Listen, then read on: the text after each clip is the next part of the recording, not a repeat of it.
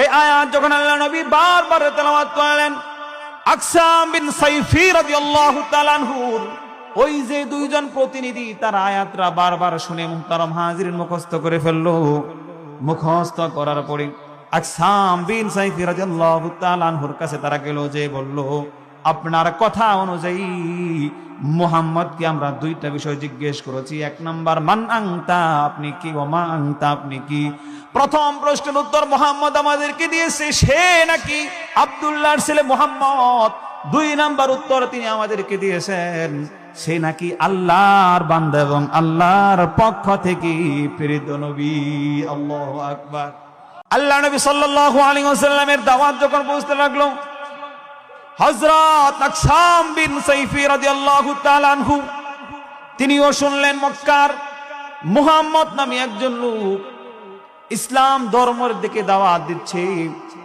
আকসাম বিন sci-fi রাদিয়াল্লাহু তাআলা আনহু গোত্রের নেতৃস্থানীয় লোক যারা আছে এদের সাথে পরামর্শ করলেন যে আমি তো মনে মনে ইচ্ছা করেছি মুহাম্মদের কাছে যাব, মক্কায় যাব। গোত্রের লোকেরা বলল, আপনি আমাদের গোত্রের সর্দার, আপনি যদি আগে আগে যান পেস্টিসে বাদে খারাপ দেখায়, আপনার আগে যাওয়ার দরকার নাই। গোত্রের মধ্যে বিচক্ষণ দুইজন লোক প্রতিনিধি আমরা আগে পাঠাবো দুইটা জিনিস জানার জন্য। এক নাম্বার, মান আনতা ওয়া মা আনতা, আপনার যাওয়া দরকার নাই, আমাদের গোত্রের দুইজন লোককে আগে পাঠাই, এরা দেখে আসুক, বুঝে আসুক। আমরা এরকম করি কি করি না, কথা বলি। বিয়ের কোথাও আলোচনা হইলে আগে আমরা খোঁজ খবর নিই, চুপি সারে লোক পাঠাই, দেখে আসো অবস্থা কি, ভালো বংশের নাকি খারাপ বংশের, কথা বলেন ঠিক কিনা। এই বিষয়টাই সেম। আমার বন্ধুগণ গভীর মনোযোগ সহকারে বুঝুন, আকসাম বিন সাইফি রাদিয়াল্লাহু তাআলা আনহুর পক্ষ থেকে দুইজন দূত নির্ণয় করা হলো, যারা মুহাম্মদুর রাসূলুল্লাহ সাল্লাল্লাহু আলাইহি ওয়াসাল্লামের কাছে গিয়ে বলল, আমরা আকসাম বিন সাইফির পক্ষ থেকে আপনার কাছে দুইটা বিষয় জানার জন্য এসেছি। আওয়াজ করে বলেন কয়টা? এক নাম্বার হলো মান আনতা ওয়া মা আনতা, আপনি কে এবং আপনি কি। মান আনতা, আপনি কি, ওয়া মা আনতা, দুই নাম্বার আপনি কি। আমার বন্ধুগণ প্রথম প্রশ্নের উত্তর আল্লাহ নবী, বিশ্ব নবী জনাব মুহাম্মদুর রাসূলুল্লাহ সাল্লাল্লাহু আলাইহি ওয়াসাল্লাম বললেন, তোমাদের প্রথম প্রশ্নের উত্তর হলো আমি মুহাম্মদ ইবনে আব্দুল্লাহ। আল্লাহু আকবার বলেন, আমি আব্দুল্লাহর ছেলে মুহাম্মদ। তোমাদের দুই নাম্বার প্রশ্নের উত্তর হলো আমি আল্লাহর পক্ষ থেকে আল্লাহর বান্দা এবং আল্লাহর রাসূল। এই দুইটা উত্তর যখন আল্লাহ নবী, বিশ্ব নবী জনাব মুহাম্মদুর রাসূলুল্লাহ সাল্লাল্লাহু আলাইহি ওয়াসাল্লাম দিয়ে দিলেন, দিয়ে দেওয়ার পরে একটা আয়াত তেলাওয়াত করলেন তাদের সামনে। এই যে আয়াত আমি আপনাদের সামনে পড়েছি, সূরা নাহলের এই আয়াত। আল্লাহ নবী বললেন, ইন্নাল্লাহা ইয়া'মুরু বিল আদলি ওয়াল ইহসানি ওয়া ইতা'i যিল কুরবা ওয়া ইয়ানহা আনিল ফাহশা'i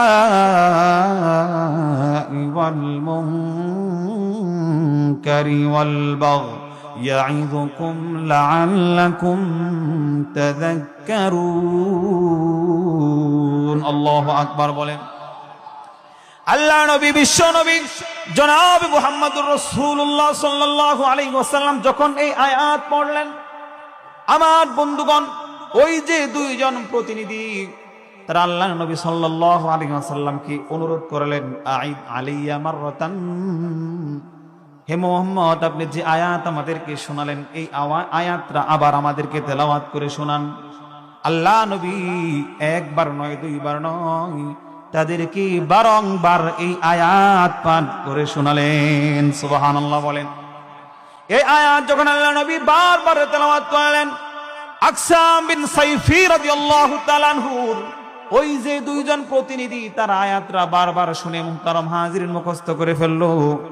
মুখস্থ করার পরে আকসাম বিন সাইফি রাদিয়াল্লাহু তাআলা আনহুর কাছে তারা গেল, যে বলল, আপনার কথা অনুযায়ী মুহাম্মদকে আমরা দুইটা বিষয় জিজ্ঞেস করেছি। এক নাম্বার, মান আনতা, আপনি কি, ওয়া মা আনতা, আপনি কি।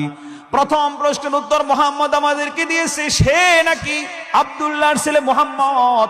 দুই নাম্বার উত্তর তিনি আমাদেরকে দিয়েছেন সে নাকি আল্লাহর বান্দা এবং আল্লাহর পক্ষ থেকে প্রেরিত নবী। আল্লাহু আকবার। আকসাম বিন সাইফি রাদিয়াল্লাহু তাআলা আনহু এটা শোনার পরে ওই যে দুইজন প্রতিনিধি আয়াতটা যে মুখস্থ করছে সেটা আকসাম বিন সাইফির সামনে শুনিয়ে দিল। ইন্নাল্লাহ ইয়া'মুরু বিল আদলি ওয়াল ইহসান ওয়া ইতা'i যিল কুরবা ওয়া ইয়ানহা আনিল ফাহশাই ওয়াল মুনকারি ওয়াল বাগয়। এই আয়াত আকসাম বিন সাইফি রাদিয়াল্লাহু তাআলা আনহুর সামনে যখন শুনিয়ে দিল, আকসাম বিন সাইফি রাদিয়াল্লাহু তাআলা আনহু বিচক্ষণ মেধার অধিকারী ছিলেন।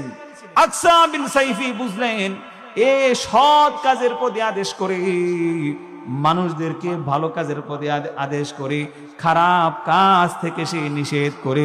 সুতরাং অন্যদের আগে তোমরা তার ধর্ম ইসলাম কবুল করে নাও।